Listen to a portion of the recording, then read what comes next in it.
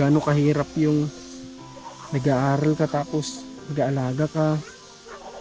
Yun naman po mahirap. May oras din po sa pag-aalaga tsaka po sa ano. Pinahati mo yung oras, ibig sabihin. Pagtulog lang po siya nakakapag-aral po. Kahit po maliit po yung pasa ng ano po po. Basta ang importante magawa mo. Yung gatuto po. Magandang hapon mga kalingap. Ngayong araw po ay papunta kami dito kala Katris. Kasi parang 1 week na yata nung huli tayong bumisita dito at nagabot ng allowance nila. Ngayon naman kakamustahin natin pa rin yung pag-aaral nila kahit na once a week na lang silang pumapasok. Dahil nga po sa ganon hindi sila nakakapasok madalas dahil sa dami ng ginagawa ni Mark o obligasyon ni Mark dito sa pamilya niya, sa mga magulang niya. Life's been better since you're in it, so it kills me when you don't feel enough. Your heart's the purest I've ever seen, so it kills me when your days are rough. Kahit po once a week lang, syempre kailangan natin kamustahin pa rin. At kasama ko sila Commander, dyan sa kasiran sa likod. Medyo maputik lang yung dadaanan namin ngayon. You'll find me by your side when tears fall from your eyes. I'll try to make you smile. Life's been better since you're in it, so it kills me when you don't feel enough.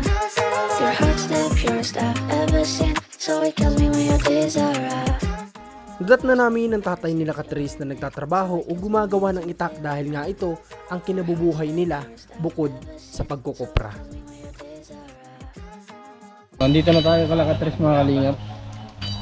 Ano sa Katris? Ha? Ayos naman. O dito tayo, nagtatrabaho din si tatay. Nasaan si Mark ngayon? Nag-uulan ng kalabaw? Wala po at mapunta lang sa mga natin.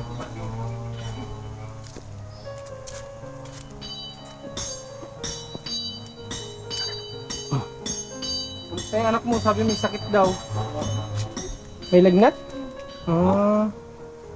Kamusta? Okay yung anak? O mataas pa yung lagnat? Lagnat pa po. Ha? May lagnat. May lagnat pa? Kailan pa? Anong oras umalis si Mark? Kanina pa? Kumusta yung pagpasok niyo? Ayos lang po may iniwa po sa amin yung pang isang linggo po. Pang isang linggo? November 5 daw po ang balik kaya. Ang balik niyo?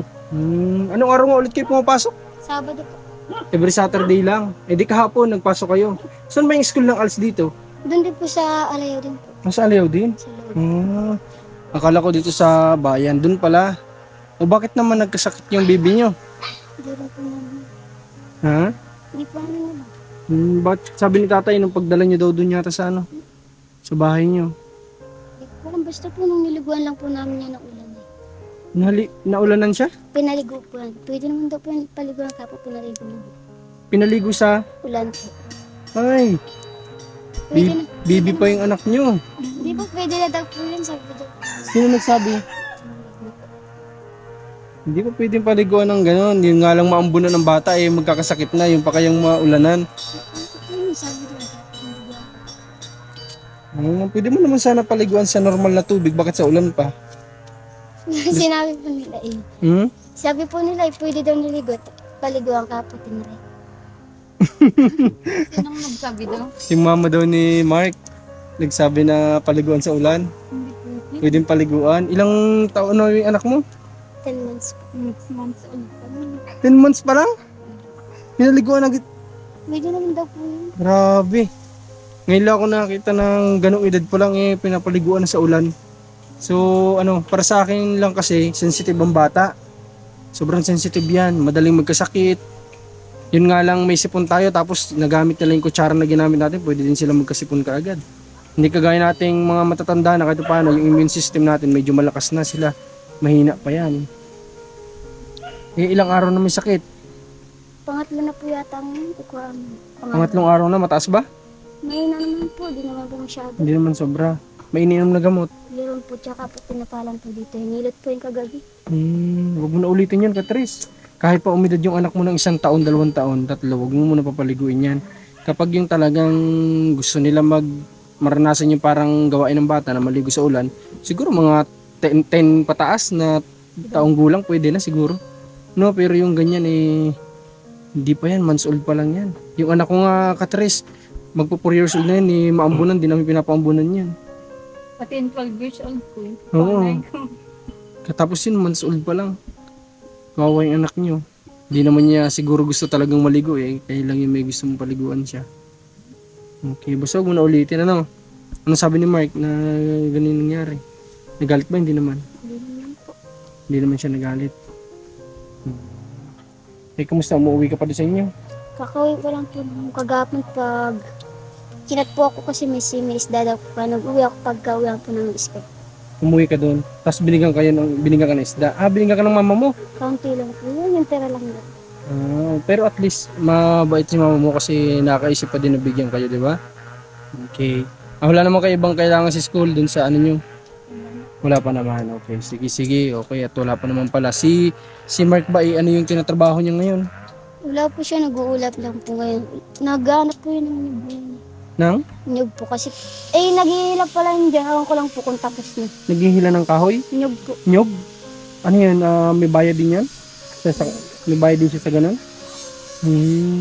Ano yung pinagkaiba ka, Tris, nung nag-aaral ka ng whole day ang pasok na kailangan pumasok sa ngayon na isang beses lang? Yung whole day po medyo mahirap. Tapos araw-araw ang pasok. Yung sa alis po ay kaunti lang po ang gawain. Tapos isang araw lang po ang pasok. Malaki yung pinagkaiba. Mas marami kayo nagagawa dito. Pero ano naman, okay naman sa'yo doon. Sa ganong klase ng style ng pag-aaral. Hindi ka naman nahirapan. Medyo lang po nagawa po kami portfolio bigla. Di po kami marunong mag-design. May mga gawa, ibig sabihin, may mga gawain sa school na medyo mahirap. Nabibigla po. Pero siguro naman yung pagpasok hindi na mahirap yun. Kasi isang beses na lang naman, di ba? Okay. At least kung yan sa tingin yung kaya nyo, dahil nga marami talaga kayong obligasyon dito sa mga magulang ni Mike, wala naman tayong magagawa kasi yung asawa mo gusto niyang tumulong pa ay kaya nga dapat ito yung yung mga gusto pang yung gusto pang tulungan yung mga magulang niyo, huwag muna kayong mag-asawa. Kasi once sa mag-asawa na po kayo, limitado na po yan lahat. Hindi na yan pwede na mag-focus tayo dun sa parents kasi may binubuo na rin tayong pamilya. Yung ibang parents ay iintindihan niya, yung iba naman hindi. So, kaya dapat mas mainam kung gusto mo talagang paunlarin mo na yung buhay ng magulang mo, tulungan mo muna, huwag ka muna mag-asawa. Pero kung sa may asawa ka na, focus ka na din dun sa pamilyang binubuo mo. Kung medyo makaluwag ka, hindi masama mag-abot sa magulang. O kaya nga lang si Mark talagang hindi pa talaga sila ready. Sa nakikita ko din, sa sinabi din ng mama ni Mike, hindi pa talaga handa itong mga bata na to sa pagpapamilya.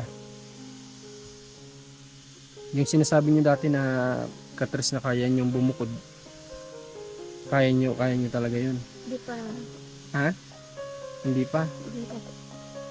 Gawin mo ba? Dito pa nga lang po hirap na po gawa nung pinagsasabay po namin yung yung pagpasok po tsaka po kay Tuti. May lagnat.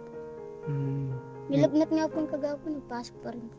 At may magbabantay naman po. Simula anong oras niyo kayo pumapasok? Minsan po 8 na kami nakakaan. Minsan po nalilate po kasi yung teacher. Anong oras ba kayo pumapasok? 8 a.m. Tapos sa labas 11:45 po. Wala nang balik yon. Minsan po may pasok po ng hapon. Pero hindi lagi. Dito. Naintindihan ko si Catrice. Ang ibig niya sabihin, yung dito nga sila nakatira sa poder pa ng mga magulang ni Mike, nahihirapan sila. Paano pa kaya kung magbubukod sila? No, Catrice? Okay. So, ngayon ulitin ko lang, anong grade na nga ulit kayo? 9 po. Parehas. 10, 11, 12. So, 3 years pa. Mahigit yung pag-aaral nitong mag-asawa bago nila matupad kung ano yung trabaho na gusto nila kasi once na makapagtapos naman sila ng K-12 meron na silang pwedeng mapasukan na trabaho kagaya ni Mark, gusto niya magsundalo, pwede na. Si Catrice gusto mag-abroad, pwede na din, di ba Catrice? Saan nga ulit yung gusto mong bansa? Salamat ka na. Ha? Sa Sana lang Japan. Tatandaan ko yun, sa Japan yung sabi niya, gusto niya mag-Japan. Okay, pero sana Catrice, may hiling lang ako sa iyo. Hindi lahat ng sabihin ng matanda ay pwede nating sundin at pakinggan. May sarili din naman tayo pag-iisip, hindi naman tayo 6 years old, 5 years old para hindi natin maisip na pwede magkasakit yung anak natin kapag pinaliguan natin, no? Ako naawala ako sa anak mo na sabi nga ni tatay, ilang araw na doon na may lagnat. Kasi nga daw nung dinala niyo daw doon sa yata sa inyo pag-uwi niyo. Doon mo ba napaliguan niyo o dito? Dito. Ah, okay. So yun, basta wag mo nang ano yun sana. Kasi baby pa yung anak mo ay. No? Okay. Ngayon may dala kami sa yung groceries. Rans, kunin mo yung groceries na para kala Katris. Okay. So, dala tayo ng groceries sa kanila kasi para makabawas po sa gastusin nila dito sa anak nila. May dala tayo dyan mga diaper at mga pwede nilang lutuin na pagkain kung gusto nila magluto. Kasi ang ano natin is yung pag-aaral nila Katris, yung pagbibigyan natin ng allowance sa kanila. Yan. At kaano lang kasi nagkasakit yung baby nila dahil sa maling paniniwala siguro na pwedeng paliguan ng bata kahit na months old pa lang sa ulan. O, kasi yung lamig ng ulan. Oo, iba. No? Mm. Ayan o, may dala si Rans. O, kayo na lang bahala dito mag-ano ha. Pasok mo muna sa loob nyo. May diaper dyan si bibi mo ha. Para makabawas sa nyo, gastusin. Okay. O, yun. Wala dito kasi si Mark nag-ano daw ng kalabaw. Ano yun? Nag-uula? Nag-uul. Ano ba yung pag-uula na yun? Yung Nililipat yung kalabaw. Wala dito si Mark nag-uula nga daw. Tapos yung Katry, si mama mo pala, asan ngayon? Si Mama Ida po. Oo. Ano po? Tulog. Kausapin ko sana, tanongin ko kung bakit bidin paliguan yung bata.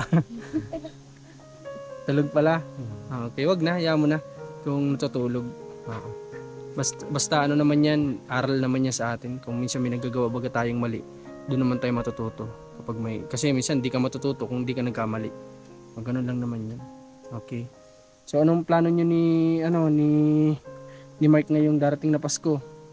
Wala po, dito lang sa bahay. Hmm? Wala po, dito lang sa bahay. Dito lang. Anong handa nyo? Wala pa po. Yung plano pala yung pagsasabay pala yung binyag. Tsaka bibi. Bibinyagan na si bibi nyo. Ngayong darating na Pasko. Siguro po, yung po sa kanya. Bakit sila? Dapat kayo mag-asawa nagdidesisyon. Yung ano po kasi. Ha? Silang gagastos ay. Silang gagastos. Tapos, magtutulong din po yung siguro pagtrabaho niya. May tutulong din ni Mark naman yung kinikita niya sa pagtatrabaho ngayon. Para sa ano. Ibig sabihin pala, sa madaling salita, may pinaghahandaan kayo ni Mark. Sa munting kinikita ni Mark ay pinaghahandaan nila yung darating na binyag ni baby Mark. Ay okay. Ayos yun. Mabinyagan na si Mark. Pagsasabayin nyo na yung sa Pasko para isang handaan lang. Ganon. Yayain mo Katris at ngayon ba may sure na kayong ipangahanda? Yung baboy pong binigay ko sa kanya. Kay Mark may binigay na baboy. Lulutuin nyo yun. Papo yung Kakatayin nyo. Yung malit baga pong puti. Okay. Okay. Tapos, ganito Katris, before Christmas, ay pupunta ulit kami dito kasama sila Commander para bigyan kayo ng panghanda. Tutulong kami kahit paano. Ha? 24 po ang birthday niya, sasabay na lang po sa kasi. Christmas? Galing pala pala yung birthday ng anak nyo. Libre. Sabay ka natutulog dito? Tingnan daw natin. Gising ba tulog? Tulog po. Kuyat kaya tayo ngayon. Init nga. Kawawa naman. Nakaligo agad na experience agad ang ulan. Ilang beses po nilagyan? Ha? Tatlong beses na po nilagyan. Ilang beses? Guwapo siguro yung Nagngipin.